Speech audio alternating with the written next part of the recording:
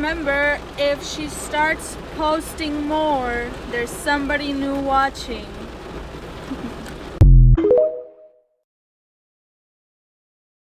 If you are 30 and over and you're telling women who are 30 that they're old and over the hill, what kind of girls are you going for? 20-year-olds. Because 20-year-olds look better than 30-year-olds. Duh. I guarantee that you weren't saying this whenever you were 20.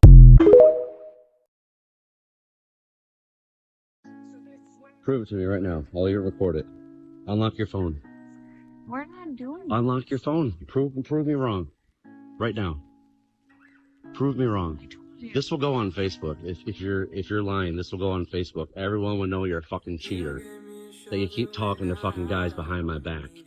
And the kid rats you out. He sees your messages. He reads them. He knows how to read now, remember? He knows how to spell I love you. He even spelt it to me. That's what they're talking about. His number's not saved in your phone. It's just a number.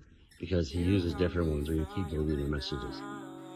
A woman's kryptonite is accountability, homie. If you think a girl is cheating on you, number one, just leave. But number two, if you gotta get that proof, homie, okay, and she is not able to give you that peace of mind, that is when you have to walk away. You know what?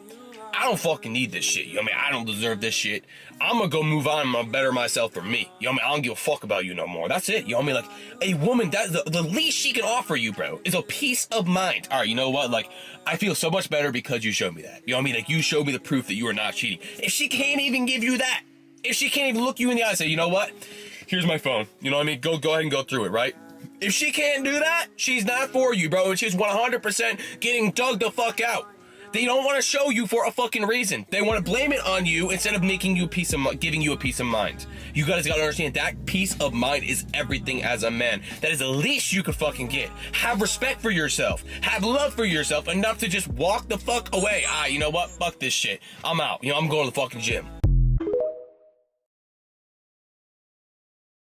I used to make this mistake all the time when I was younger, early 20s. I used to become like too obsessed with the girl. Like, I liked them too much. So then when I had eventually got with them, then I was like even more obsessed with them. I was like too keen, too available. Say for example, this baby bad boy persona which I had beforehand, which she was initially attracted to, that changed because I was now going all soft. How do you have time to be depressed? You have so much you could do. There's so much that you need to do to be your best self. And you're competing against men like me. Yeah. And you're finding hours a day to be sad? I don't know how we circle back to body count don't matter to grown men, but this topic gets views. So you're the victim today. What is your body count? If it doesn't matter, say it. Answer truthfully and answer quickly. The point that I've reiterated multiple times is that the men who don't care about your body count don't necessarily care about you, and they don't see you as their wife or significant other anytime soon. So if you've been told that by multiple men, I got news for you. You attract the type of man that just wants to sleep with you. To be completely honest, I don't blame them. You are a very pretty, very attractive young woman. This is you have naked on the gram. You're half naked on the this is a public video. Like, I just clicked your Instagram link and I just went to your Instagram and I scrolled a little bit and I can see, half of what your boyfriend sees in the most intimate, situation y'all could ever be in. And I'm sure you attract men who like stuff like that. But I guarantee you this, ain't no man looking at that picture and going, that's my wife. The most thirsty of thirsty might type that in the comment section. I promise you, the day that your maternal instincts kick in and you want a man that's gonna protect and provide and you wanna have babies and a nice calm life, the man that you start to look for and start to be attracted to, he will not appreciate those pictures and he will pass over you because you have those pictures on your Instagram. And he will care about how many men you have slept with before him and the quality of those men. That she's gotta know you're that fucking dude, that you will fucking walk alone in that fire. I'm not saying that me leaving a woman won't hurt me, but I am saying I will hold my fucking frame and I will sit in that pain and lay on that sword. They wanna act like they're not gonna feel it. Bro, you're gonna feel it. It's about here. What's your philosophy on marriage? It's a license to hate somebody. Can you elaborate on that? Elaborate, please. In this day and age, if I'd have gotten married in the 80s, that was the best women in the world. How so? They cooked, they cleaned, and they were loyal. The 90s, when I got married and stuff, all they cared about was having kids and dangling them over you for your divorce. How do you to think find that something changed? Better. I don't know, just time, I guess. Society changed. Just society changed. Were you frustrated with that? I mean, back in the 90s, were you frustrated on how women were changing? You know what I mean? Like, yeah, I always looked at my mom like she was an angel. She was like, I always wanted to find a woman, and Anna's like my mom. Like your mom. 100%. She cooks, she cleans, she takes care of me, she takes care of the kids. Best lady I've ever had in my life. She's one of a kind. It doesn't happen anymore in this day and age. And that's the advice I give to my son. You know, we win the golf tournament. Now there's going to be probably a few women coming at him for the wrong reasons. You know, and my son's, he's an angel. He doesn't drink, he doesn't smoke. Let your girlfriend go out and stop being so insecure and overprotective. So I'm going to try to answer Dylan in the best way possible, and I'm going to try to help out the guys that are out there that don't let their girl go out, that are not insecure, but they don't understand because everyone will always call them insecure. Think about this. Think about your girl as a nice car, okay? And if you don't want your nice car driving on bumpy roads, it's not because you don't trust the car, it's because you prefer not to drive your nice car on bumpy roads. Just in the same way, I hold my girlfriend in the highest regard as somebody who's sweet, pure, and gonna be with for the rest of my life and be the mother to my kids. So I don't want her going out in a club space where people are drunk, usually not good. You're not gonna find the highest caliber people at your typical bar, lounge, club, and I don't want her around that. Same way she doesn't want me around that. That's how our relationship works, okay? But like I said, it's like having a nice car, not one on bumpy roads. That does not make me insecure, and it does not mean I don't trust the car. I just would not prefer it, and that's how it works. Now, every relationship is different. You guys can have your own preferences. That's just not the way we do it. I don't go out and get drunk. She does not go out and get drunk, and we're happier that way. And I don't think any good relationship should encourage that in the first place because, one, there is no benefit to going out, okay? You really should find friends that don't like to go out. Two, there's no benefit to drinking alcohol, okay, in large amounts. If you want to drink a little bit of wine, I'm nothing against that. If you want to go out and get drunk, you're going to be hungover. It's not good for your body. What is the point? I don't see that. I'm trying to get rich and be successful and build an amazing family with my girlfriend, and going out just does not fit into that picture for either of us. That's how we want our relationship, and it doesn't work for everybody, but yeah, fall for more tips. And you're not insecure, bro. It's totally fine to not want your girl to go out. Right now, out there is the person that your ex left you for, sitting with them and going, oh my God, so-and-so wasn't the crazy one, because they are now dealing with an infantile, emotional juvenile. They're dealing with the lying, the smearing, the inability to take responsibility for themselves. They are dealing with all the crap that you dealt with. Don't worry about where your toxic ex went. Don't worry about that new the relationship that they got. You know, it's a situationship. Don't worry about none of that. They're going to figure it out. Co-workers, new friends, mutual friends, they all going to figure it out. You worry about you. Live your life. Don't worry about what they doing. You escaped that hell. You got away from that turmoil. It doesn't matter how long it lasted or how little it lasted. You are going to be fine. Trust and believe. You worried about karma? You worried about them getting theirs? They're going to get theirs. They live that way all the time. Right now, there is another man or woman with your toxic ex going, oh my God, I should have never got with this.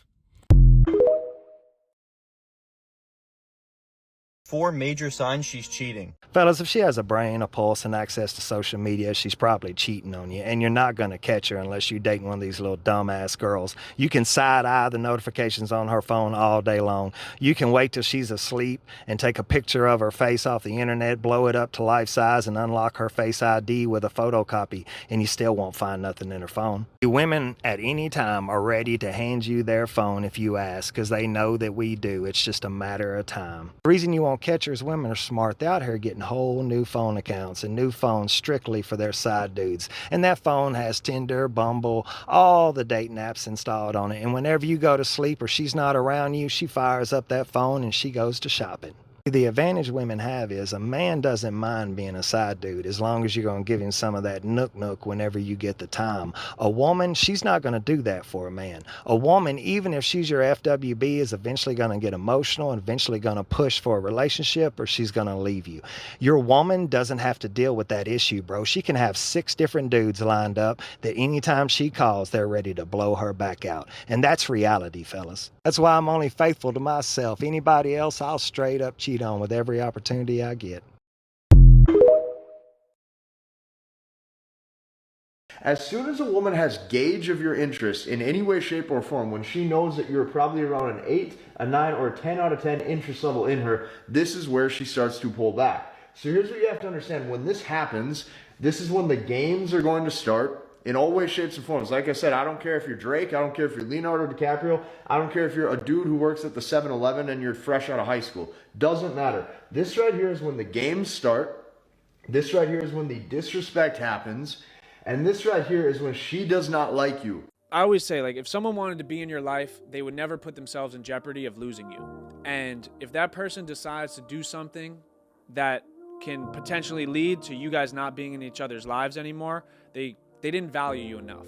And I only really want to value people that value me. I'm not going to pour into people and give people my energy when it's not reciprocated. Over a long enough period of time and you just give and give and give, bro, you're going to have nothing left when it's time to do something for yourself. It should be a giant red flag for you if any dude can get a conversation out of your girl. My senior year, I unintentionally made this dude's girlfriend like me. And I didn't try to do it. So my senior year, me, this girl, and like 3 of my closest friends all had a class together.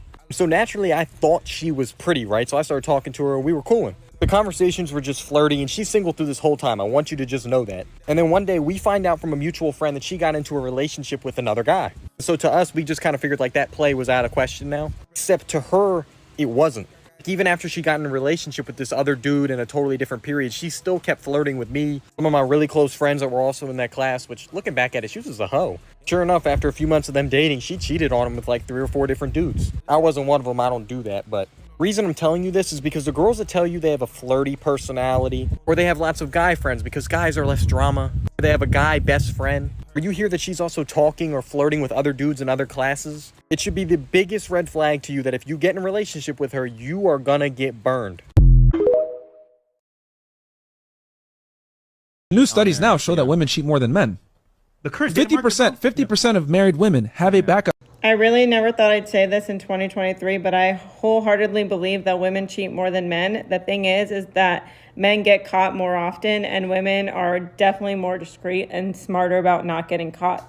Also, I was looking up recent studies that say 29% of men physically cheat, while 93% of women emotionally cheat, which means they typically do have a backup guy. Not only do they have a backup guy, but they typically use Snapchat to keep their conversations more discreet. So if you are with somebody that refuses to give up Snapchat, or you're in a committed relationship and you're just using Snapchat as a form of communication, that's the #1 way that people are cheating. Why do you think you see like 10-year marriages or 6-year marriages and within 3 months, like the woman is dating somebody else and it's usually her best friend's husband because he's been there all along? And additionally, I'm sorry, men, but you guys are very delusional thinking that women won't cheat on you, and I hope you guys are smartening up. Okay, bye.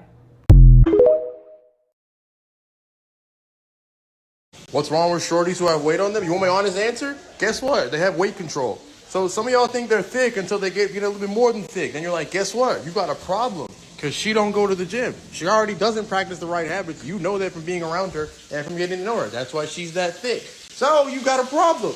Now you got to challenge her. Hey, you want to go to the gym? She don't want to go to the gym. I'm making lunch right now. Chicken thighs and rice. I honestly probably need to get a new screen. Had that for a while. But like I was saying, y'all, like, it's simple. Most guys choose skinny women because they trying to stay skinny. And if they get thick, I mean, if they go to thick, it's going to be wild till they get to fat because, like, they already practice to stay skinny. So when they get fat, they going to be like, I don't really want to be thick like this. And now you're going to see what's up. See, the thick shorties, they think they okay. They think they have it straight. They not. Wait till you got to fix the toilet seat. Hey, guys. When you're really starting to win at life and when you're doing really well, you can tell by the way other people begin responding to you. When you raise your own personal value, people apologize to you more often. They stutter sometimes when they talk to you. They'll talk faster than you because they're nervous around you. They'll apologize more and they'll interrupt you less. Those are all very good signs that you're doing a little better than they think they are. A lot of y'all are okay with being fucking disappointments in life. Do you think your family is not looking at you in fucking disgust? Every day they walk past your room and you just playing video games for hours, not making anything of your life, bro. Where's the ambition? Where's the hunger? Where's the motivation at, bro? To make your family proud, to do something, to become something. That's why I go so fucking hard. I do it for my family. I do it for the people who are looking at me and want to inspire to be like me. I'm never gonna be a fucking embarrassment to my family, to my people. Somebody has to do it, bro. Somebody has to be the fucking rock. And if you the man and if you the next up, bro, you are the future for your generation, for your fucking bloodline. It starts with you. You have the world in your fucking hands. The comeback will be bigger than the setback. Sometimes life gives you an uppercut and knocks you the fuck out, and you're on the ground. And for a moment it seems like you're out, you're finished. The fight is over. But I want you to get back up and carry on the fight. Do not throw in the towel and quit on yourself. And look, I get it. There are experiences that you feel you cannot recover from. How the fuck am I going to get myself out of this mess? But let me remind you, you have survived 100% of your bad days. Do you know how I know that? Because you're still here and you're watching this video.